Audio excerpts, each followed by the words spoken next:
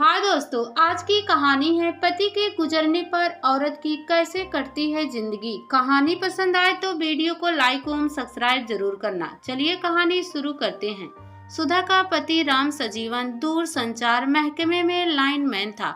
एक दिन काम के दौरान वह खंभे से गिर गया। उसे गहरी चोट लगी। अस्पताल ले जाते समय रास्ते में उसने दम तोड़ दिया। सुधा की जिंदगी में अंधेरा छा गया। वह कम पढ़ी लिखी देहाती औरत थी। उसके दो मासूम बच्चे थे। बड़ा बेटा पहली क्लास में पढ़ता था और छोटा 2 साल का था। पति का क्रियाक्रम हो गया तो सुधा ससुराल से मायके चली आई। वहां उसके बड़े भाई सुखनंदन ने कहा, बहन, जो होना था वह तो हो ही गया। गम भुलाओ और आगे की सोचो। बताओ कि नौकरी करोगी? बहनोई की जगह तुम्हें नौकरी मिल जाएगी। एक नेता मेरे जानने वाले हैं, उनसे कहूँगा तो वे जल्द ही तुम्हें नौकरी पर रखवा देंगे। कुछ तो करना ही होगा भैया, वरना इन बच्चों का क्या होगा।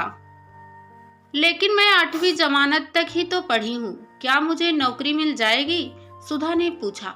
चपरासी की नौकरी तो मिल ही जाएगी। मैं आज ही नेता से मिलता हूँ, सुखनंदन बोला। सुखनंदन की दौड़ धूप काम आई और सुधा को जल्द ही नौकरी मिल गई। बहन, तुम बच्चों को लेकर शहर में रहो, मैं वहाँ आता जाता रहूँगा। कोई चिंता की बात नहीं है। तुम्हारी तरह बहुत सी औरतें हैं दुनिया में जो हिम्मत से काम लेकर अपनी और बच्चों की जिंदगी संवार रही हैं। सुखनंदन ने बहन का हौसला बढ़ाया। सुधा शहर आ गई और किराए के मकान में रहकर चपरासी की नौकरी करने लगी। उसने पास के स्कूल में बड़े बेटे का दाखिला करा दिया। सुखनंदन सुधा का पूरा ख्याल रखता था। वह बीच बीच में गांव से राशन वगैरह लेकर आया करता था। फोन पर तो रोज ही बात कर लिया करता था। सुधा खूबसूरत और जवान थी। महकमे के कई अफसर और बाबू उसे देखकर लार टपकाते रहते थे। उससे नजदीकी बनाने के लिए भी कोई उसके प्रति हमदर्दी जताता तो कोई रुपए पैसे का लालच देता। सुधा का मकान मालिक भी रसिया किस्म का था। वह नशेड़ी भी था। सुधा पर उसकी नीयत खराब थी। कभी कभी शराब के नशे में वह आधी रात में उसका दरवाजा खटखटाया करता था। आते जाते कई मनचले भी सुधा को छेड़ा करते थे। किसी तरह दिन कटते रहे और सुधा खुद को बचाती रही। उसके साथ राजू नाम का एक चपरासी काम करता था। वह उसका दीवाना था, लेकिन दिल की बात जबान पर नहीं ला पा रहा था। राजू बदमाश किस्म का आदमी था और शराब का नशा भी करता था। वह अक्सर लोगों के साथ मारपीट किया करता था, लेकिन सुधा से बेहद अच्छी बातें किया करता था। राजू उसे भरोसा दिलाता था, मेरे रहते चिंता बिल्कुल मत करना। कोई आंख उठाकर देखे तो बताना, मैं उसकी आंख निकाल लूंगा। सुधा को राजू अक्सर घर भी छोड़ दिया करता था। कुछ दिनों बाद राजू सुधा को घुमाने फिराने भी लगा। सुधा को भी उसका साथ भाने लगा। वह राजू से खुलकर हंसने बोलने लगी। जल्द ही दोनों के बीच प्यार हो गया। अब तो राजू उसके घर आकर उठने बैठने लगा। सुधा के बच्चे उसे अंकल कहने लगे। वह बच्चों के लिए खाने पीने की चीजें भी लाया करता था। सुधा के पड़ोस में एक और किराएदार रहता था।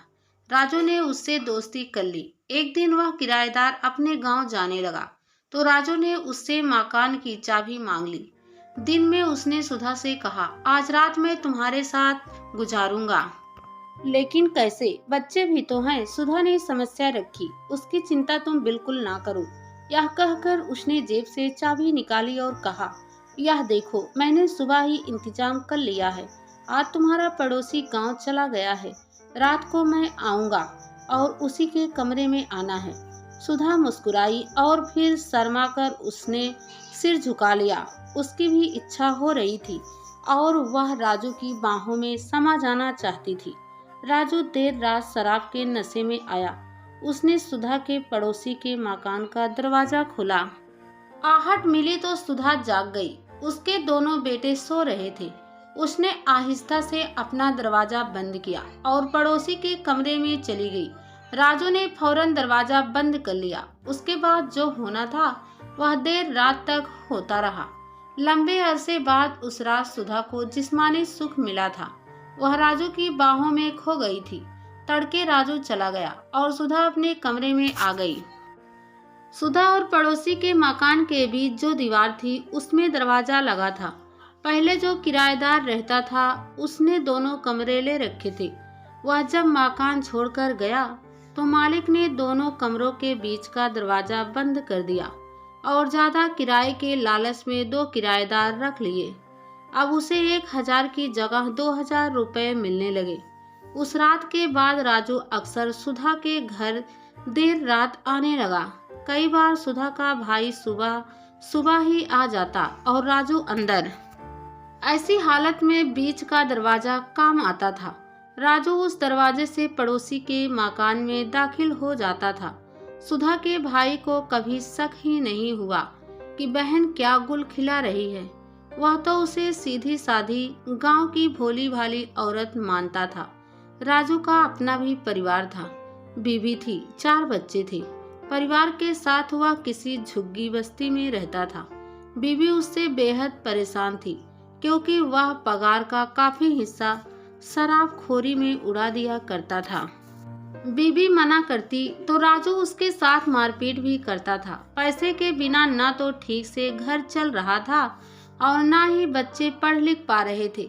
पहले तो राजू कुछ रुपए घर में दे दिया करता था, लेकिन जब से उसकी सुधा से नजदीकी बढ़ी तब से पूरी तनख्वाह लाकर उसे ही थमा दिया करता था। सुधा उसके पैसे से अपना शहर का खर्चा चलाती और अपनी तनख्वाह बैंक में जमा कर देती। वह काफी चालाक हो गई थी। राजू डाल डाल तो सुधा पात पात थी। उधर राजू की बीवी घर चलाने के लिए कई बड़े लोगों के घरों में नौकरानी का काम करने लगी थी। वह खून के आंसू रो रही थी, लेकिन उसने कोई गलत रास्ता नहीं चुना। मेहनत करके किसी तरह बच्चों को पालती रही। कुछ साल बाद रकम जुड़ गई तो सुधा ने ससुराल में अपना मकान बनवा लिया। ससुराल वालों ने हालांकि उसका विरोध किया कि वह गांव में ना रहे। वह उसका हिस्सा हड़प कर जाना चाहते थे, लेकिन पैसा मुट्ठी में होने से सुधा में ताकत आ गई थी। उसने जेठ को धमकाया तो वह डर गया। सुधा का बढ़िया मकान बन गया। भैया तुम मेरा पास के टेलीफोन के दफ्तर में ट्रांसफर करा दो नेता से कहकर, इससे मैं घर और खेती बाड़ी भी देख सकूंगी। एक दिन सुधा ने भाई से कहा, मैं कोशिश करता हूँ। सुखनंदन ने उसे भरोसा दिलाया। कुछ महीने बाद सुधा का तबादला उसके गांव के पास के कस्बे में हो गया। यह जानकारी जब राजू को हुई तो वह बेहद गुस्सा हुआ और बोला, मेरे साथ इतनी बड़ी गद्दारी, तुम्हारे चलते मैंने अपने बाल बच्चे छोड़ दिए और तुम मुझे छोड़कर चली जाओगी। ऐसा कतई नहीं होगा। या तो मैं तुम्हें मार डालूंगा या खुद ही जान दे दूंगा। तुम्हारी जुदाई मैं बर्दाश्त नहीं कर पाऊंगा। राजू तुम मरो या जियो, इससे मेरे कोई मतलब नहीं। यह मेरी मजबूरी थी कि मैंने तुमसे संबंध बनाया। तमाम लोगों से बचने के लिए मैंने तुम्हारा हाथ पकड़ा। अब मेरा सारा काम बन चुका है। मुझे हाथ उठाने के बारे में सोचना भी नहीं, वरना जेल की हवा खाओगे। आज के बाद मुझसे मिलना भी नहीं, सुधा ने धमकाया। राजू डर गया और सुधा के सामने रोने गिड़गिड़ाने लगा, लेकिन सुधा का दिल नहीं पसीजा। अगले ही दिन वह मकान खाली कर गांव चली गई। प्यार में पागल राजू सुधा का गम बर्दाश्त नहीं कर सका। कुछ दिन बाद उसने फांसी लगाकर खुदकुशी कर ली। जब राजू की पत्नी को उसके मरने की खबर मिली तो वह बोली, मेरे लिए तो वह बहुत पहले ही मर गया था।